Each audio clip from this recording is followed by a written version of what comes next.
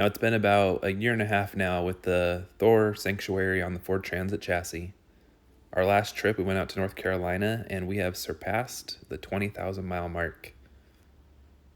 So I just want to go over some numbers and kind of some expenses. So average MPG, I think this is where the van's going to settle.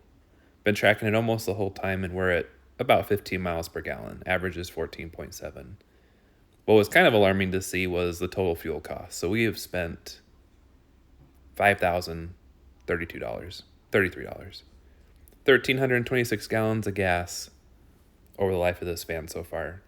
Service cost, not a whole lot. I've done the services myself, and really it's no more services than a normal car would have, so kind of nothing to worry about there. So if you break this down into cost per mile, it's like 26 cents per mile.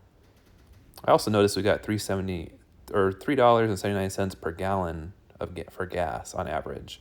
I feel like that's pretty decent.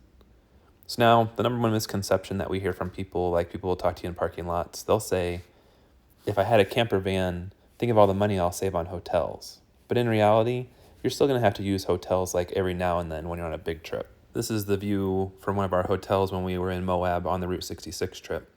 There's going to be a winter storm, decided, hey, let's just do laundry, take showers, wait out the storm. Previously, before the van, this was a road trip vehicle, my four-door sedan.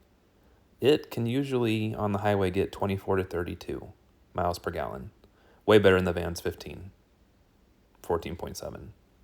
If you do the math, that's over $2,500 saved just in gas alone, even though we have to stay in a hotel. So if you take that money, it basically is like 12 to 14 hotel nights, kind of around $200 a night. Our style of driving, we would do like 2 nights we'd stay in the van and then 1 night in a hotel just to shower, do laundry, whatever.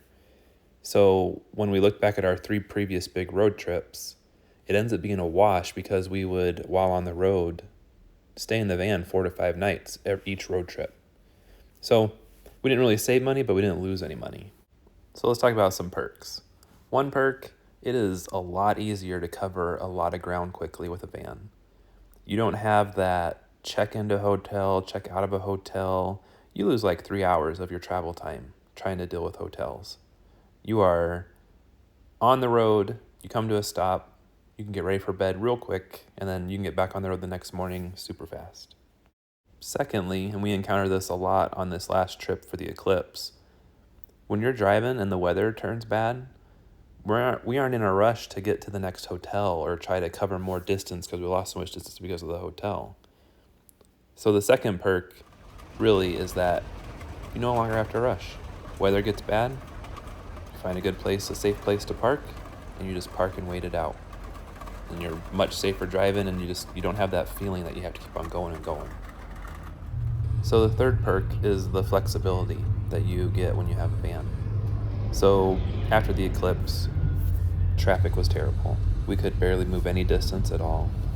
We didn't have to worry about trying to find a hotel where there were no hotels available because of eclipse traffic.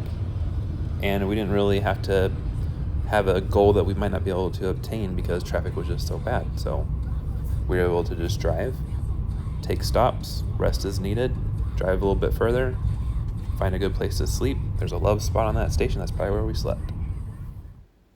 And the last perk I'll mention is just the new experiences you're going to have. We weren't campers before, but the van has kind of opened this whole realm of stuff up to us.